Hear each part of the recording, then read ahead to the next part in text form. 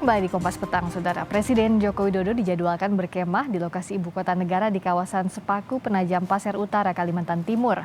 Rencananya Presiden Jokowi akan berada di lokasi tersebut pada tanggal 13 hingga 14 Maret.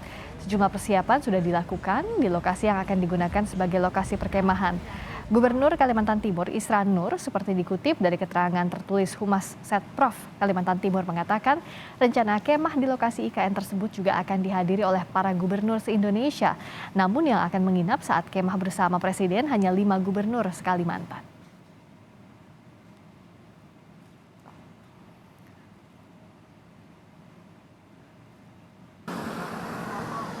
Sementara pihak istana membenarkan perusahaan keuangan asal Jepang SoftBank menyatakan mundur dari proyek pembangunan ibu kota negara Nusantara. Pihak kantor staf presiden menyebut berdasarkan informasi yang mereka himpun ada ketidakcocokan skema bisnis dengan konsep pembangunan IKN yang telah disetujui berdasarkan undang-undang. Namun pihak KSP memastikan hal ini tidak akan menghambat proyek pembangunan IKN. Mungkin ya, yang ini informasi yang saya dapat, ekspektasi dari SoftBank sepertinya berbeda. Jadi mereka kabarnya menginginkan penduduknya 5 juta dan bahkan lebih. Saya nggak bisa bicara terlalu detail, tapi kira-kira dengan konsep seperti itu dan bahkan ada detail-detailnya, saya nggak bisa bicara terlalu detail.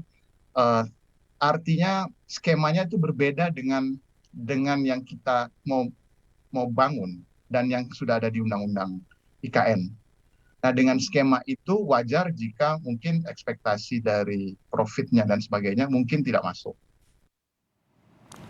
Keputusan SoftBank mundur dari IKN bahkan sempat menjadi pemberitaan di sejumlah media terkemuka di Jepang. Karena sebelumnya SoftBank sempat berjanji kepada pemerintah Indonesia untuk menanamkan modal hingga 100 miliar dolar Amerika Serikat atau sekitar 1.430 triliun rupiah di proyek pembangunan IKN.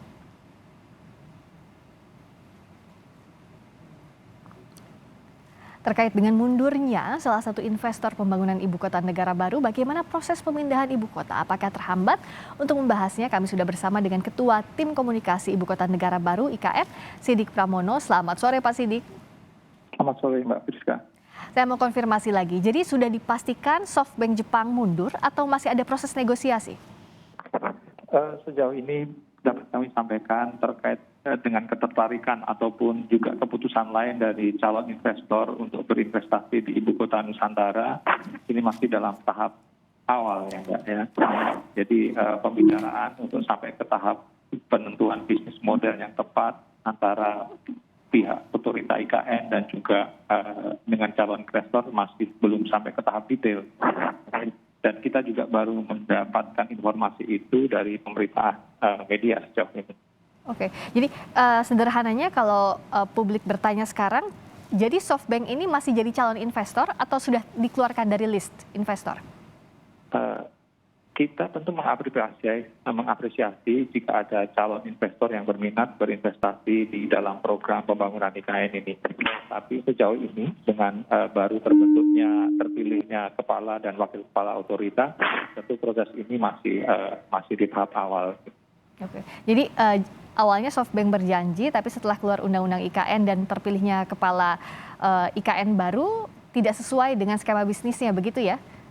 Tentu mereka memiliki pertimbangan sendiri ketika dulu memutuskan untuk masuk berinvestasi di IKN dan kemudian juga saat ini ketika mereka sebagaimana diberitakan di media mereka memutuskan untuk tidak berinvestasi lagi di IKN seperti itu. Memutuskan untuk tidak berinvestasi lagi. Sebelumnya kan dijanjikan mencapai 100 miliar dolar, ada 1.000 lebih triliun. Nah ini dampaknya bagaimana? Pertanyaan publik sekarang berikutnya adalah akan menghambat atau tidak pembiayaan pembangunan IKN, Pak Siddik? Ya, seperti disampaikan oleh Presiden juga bahwa pembiayaan pendanaan untuk persiapan pembangunan dan juga pemindahan ibu kota negara ini bisa ditanggung oleh APBN dan juga sumber-sumber keuangan lain yang sah berdasarkan perundang-undangan. Kita juga sudah membaca banyak sekali calon investor yang berminat untuk berinvestasi, bukan hanya dari dalam negeri tapi juga dari luar negeri. Tentu kita sangat menghargai itu, kita akan merumuskan detail-detail bisnis model yang tepat sesuai dengan ketentuan perundang-undangan yang berlaku. Oke, jadi masih disusun bisnis model atau skema bisnis untuk investor yang lain, tapi dipastikan ini tidak akan mengganggu karena ada banyak skema pembiayaan begitu?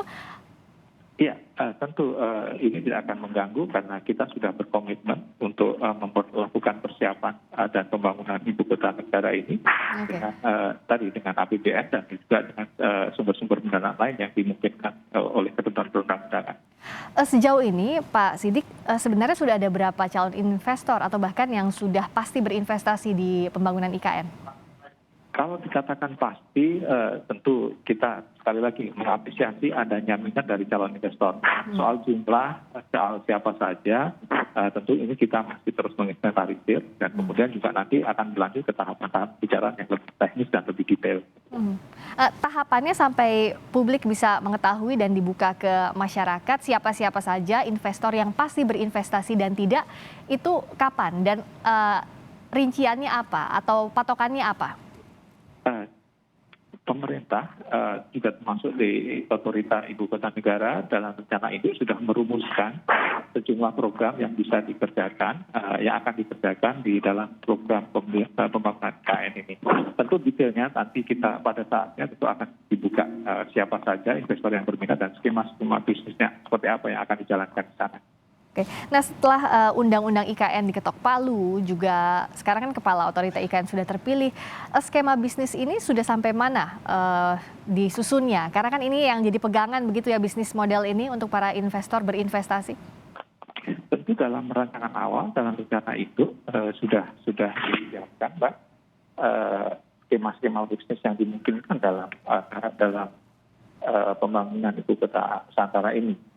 Tapi sekali lagi soal detailnya sembari berjalan ini tentu akan terus dimatangkan dari waktu ke waktu dan juga terutama dengan hadirnya Bapak Bambang Susantono dan Bapak Doni Rahayu sebagai kepala dan wakil kepala otorita.